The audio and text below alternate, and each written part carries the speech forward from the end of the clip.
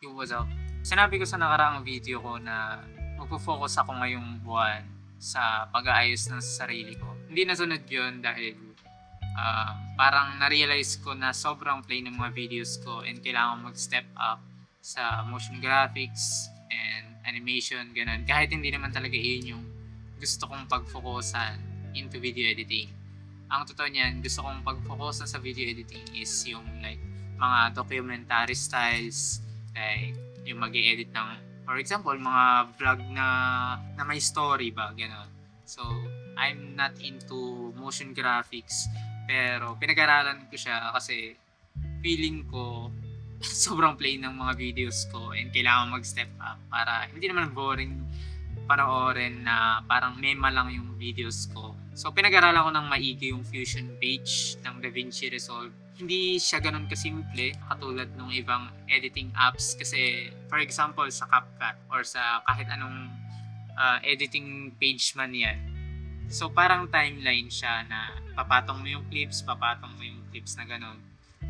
Pero dito sa DaVinci Resolve, sa Fusion page, Node style siya, kumbaga parang Node 3. Sobrang hirap niya. Ayoko naman kasi na sa DaVinci Resolve ako nag-i-edit and then mag-aaral ako ng motion graphics After Effects. So mag-iiba pa. Kaya pinag-aralan ko talaga siya kahit mahirap. And then ngayon, nasa phase na ako na okay na ako sa video editing, ganun. And then nakita ko yung AI. Nagbukas ako ng TikTok and then nakita ko yung AI na kayang gumawa ng motion graphics, ganito ganyan. And then na-realize ko, what if 1 year from now, kaya niya na rin gawin yung bagay na gusto kong gawin, which is yun nga yung pag-edit ng documentaries, ganito ganyan, like vlogs, ganon, in prompts. So napaisip ako na sinasayang ko lang ba yung oras ko, mali ba ako ng desisyon, kasi initially yun talaga yung plano ko, mag-i-edit ako, yun yung gusto ko nakaupo ako dito mag-i-edit ako, alam ko yun yung strength ko, PC, dito ako mag-work sa PC, kaya nga sinacrifice ko yung board exam para mag-dive deep pa dito sa mga gusto kong gawin.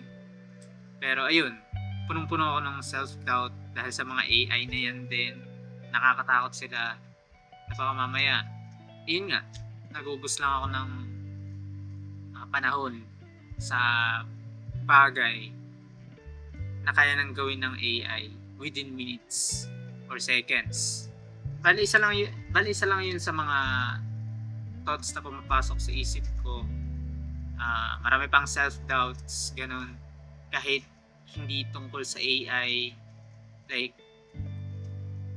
skill ko as a creator, video editor, na bakit sila ang galing-galing nila, bakit ako hindi, mga ganong klaseng ng bagay. And hindi naman mawawala yun, pero gusto ko sanang ma-improve siya kasi matinding weakness ko, and siguro I think gano'n naman tayong lahat, and gusto ko kung ma-improve yun. Bali nung mga una ng phase ng October, pagkatapos kong sabihin sa video na ayusin ko yung sarili ko, sinubukan ko naman, nag-binge watch ako sa YouTube, nagbasa-basa ako ng librong nandito sa akin, like ng Tethered Soul. May mga may mga natututunan naman ako, pero parang wala siyang compact na direction. Kasi wala naman din siyang course na course para ayusin mo yung or makilala mo yung sarili mo ng tunay, parang ganun. Or kung meron man, or baka hindi ko lang siya nakikita, or kailangan may bayad talaga.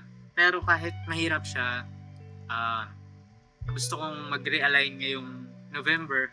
Sa November, yun talaga yung pagpo-focusan ko, which is yung mga mindset na meron ako ngayon and yung mga default behaviors ko, kung bakit ganito ganyan, what are the roots ng mga behaviors ko or ng mindsets ko, kung ano yung pwede kong ayusin, lahat. Pero hindi yun magiging madali. Kaya tignan natin. Subukan ko siyang i-figure out one step at a time.